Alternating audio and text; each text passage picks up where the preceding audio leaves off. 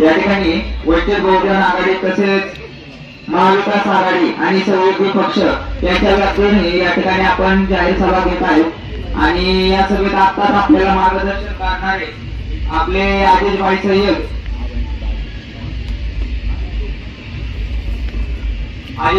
यांनी आपल्याला या ठिकाणी मार्गदर्शन अत्यंत चांगल्या पद्धतीने केलेलं आहे।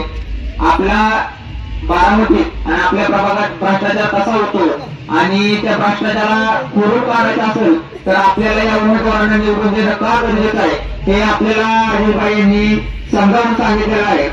या ठिकाणी आपल्याला मंगलदान निकाळजे यांनी स्टॅम्प पेपरवर काही जे त्या मागण्या म्हणजे तुमच्यासाठी जे गोष्टी करणार आहेत त्यांनी 100 स्टॅम्प पेपरवरती लिहून दिलेला आहे।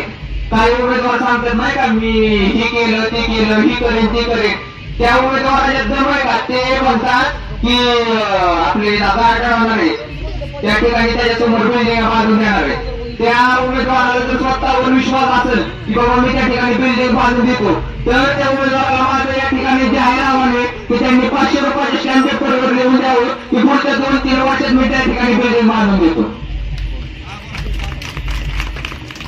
मला सांगा तुम्ही घर बांधायला घेतलं तर किती वर्ष घर बांधायला लागतं? आपण सर्वसामान्य आणि गरीब लोक आहे, आपल्याला हळूहळू आपलं घर होतं 5-4-5 वर्ष लागतात आपल्याला आपलं स्वतःचं घर बांधायला।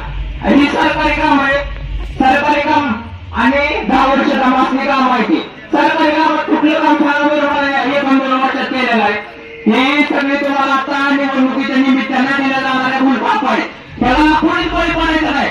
आता ही युवकांच्या त्यांच्याकडे आता सारे 4 व्हीलर आहे, त्यांना 4 व्हीलर घेऊन फिरायचंय, त्यांना 4 व्हीलर घेऊन फिरायचं म्हणून आता तुमच्यासोबत अशा बाता मारायला लागल्यात। ह्यांच्या त्यांनी एक विकास काम करणं झालं नाही, एक विकास यांनी आजपर्यंत केलेलं नाही आणि जे केलेलं आहे ही ह्यांनी तुम्हाला सांगतो। मी निरावरण गावात राहतो, निरावरण गावात आपल्या आमदारांमधल्या काही मुली दिलेल्या आहेत, त्या मुली म्हणजे आमच्या शेजारच्या आहेत, काही नाव घ्यायची गरज नाही, त्या आमच्या वहिनी आहेत आणि बाकीच्या लोक आहेत। तर त्यांना इथल्या राष्ट्रवादीच्या घड्याच्या लोकांकडनं फोन केलं तुमच्या म्हणजे त्यांच्यासाठी गेलं की आम्हाला प्रचारासाठी व्हायला पाहिजे 300 रुपये रोज देतात। किती?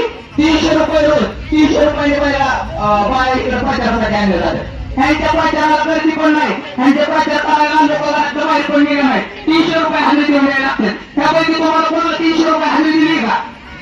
भेटली का कोणाला 300 रुपये? 300 रुपये सोडा तुम्हाला 100 रुपये मिळालं, जेवण मिळालं, काहीच नाही दिलेलं आपण। हे सगळे तुमचे तळमळ आहे, कारण मंगलदान निकाळजे तुमच्यासाठी कित्येक वर्षापासून काम करतात। त्या आता जे उमेदवार उभं आहेत त्यांचं कुठं ऑफिस आहे का? तुमच्यासाठी काम करायसाठी कुठलं ऑफिस आहे का त्यांचं? म्हणून तिथे ऑफिस काढलेलं आहे, तिथं मी बऱ्याचशा वेळा विकास झालेला नाही, कारण आपल्या आहे ना बारामतीच्या मुख्य स्थानी आपले आमराई आणि आपले आमराई उठवायचे ह्याचं षडयंत्र आहे। आमराई उठवून ह्याला या ठिकाणी मोळ आणायचे, त्यांच्या बिल्डिंग आणायच्या, त्यांच्या स्वतःचं उद्योग धंद्यांना ह्या ठिकाणी स्थापन करायच्यात आणि आपल्या झोपडपट्ट्या आपली घरं ह्याला उठवायची कामं चालवायची। प्रत्येक जिल्ह्यात आणि मोठे मोठे शहरात आपल्या घरांवर बुलडोझर लावलेला आहे आणि आपल्या बारामतीत पण हेच होणार आहे।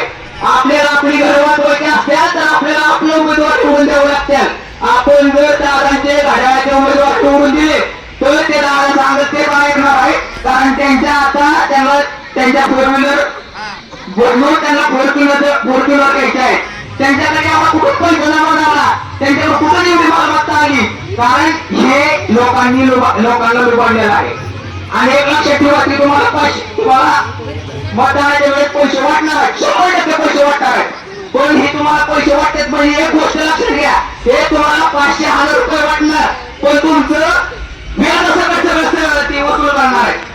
व्याज सगळं करणार कोण आहे? तुम्ही सांगा, तुम्ही निवडणुकीला उभा राहिला, तुम्ही अख्ख्या वाटला तुमचे पैसे वाटलं, तुम्ही कशाला त्यांच्या मदतीला जाताल?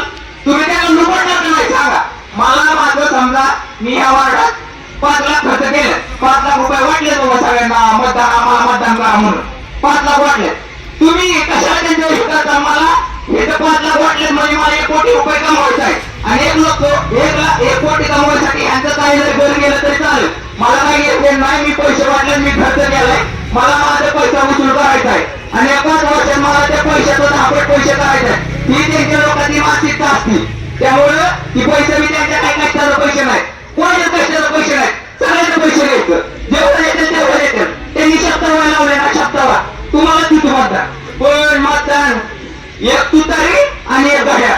आपले एक तुतारी आणि गॅस सिलेंडर. गाड्या नाही आले मनावर घेऊ नका, त्या गाड्याला पाडायचे आपल्याला.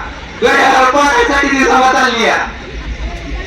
गाड्या आणि महत्वाचं आपल्या विरोधात काही अपक्ष उमेदवार उभं राहिले होतं, म्हणजे आपल्या वार्डातले होते. त्या वार्डातल्या आपल्या 2 उमेदवारांनी आपल्याला जाहीर पाठिंबा दिला, कारण मताचं विभाजन झालं नाही पाहिजे. पण आपल्या वार्डात काही असे उमेदवार उभे आहेत जे आपलं भाऊंचं मतदान फोडण्यासाठी उभं राहिले. म्हणजे आपल्या मताचं विभाजन झालं, समजा घड्याळाला 1000 मतं पडणार आहे तर भाऊला 1000 पडणार आहे. पण आपल्या वार्डातले काही उमेदवार असे आहेत ज्याच्यामुळे आपल्याला जे 1000 मतदान पडणार आहे त्याचं 500 मतदान द्यावं लागेल.